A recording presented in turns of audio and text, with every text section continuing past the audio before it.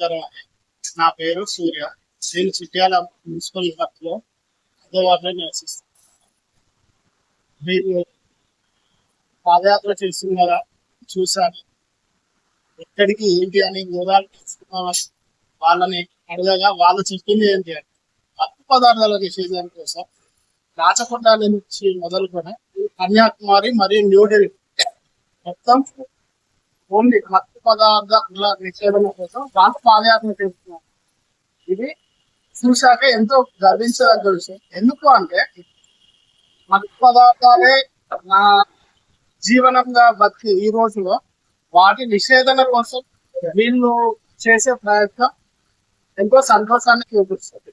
ఎందుకంటే నిన్ననే మా కజిన్ ఒకరు, అంటే చెప్పొద్దు కానీ మా కజిన్ ఒక 2 days బ్యాక్ సేమ్ ఇలానే అలవాటు అయ్యి తను చనిపోయాడు.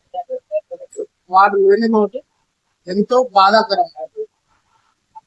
అది చూసి సేమ్ అలాంటి సంఘటన ఇంకొక ఇంట్లో జరగదు అని నేను కోరుకుంటున్నాను. ఎందుకంటే తన తండ్రి చనిపోయి సంవత్సరం కూడా కాలేదు. అలాంటి 7 నెలల వ్యవధిలో ఆ అబ్బాయి కూడా చనిపోయాడు.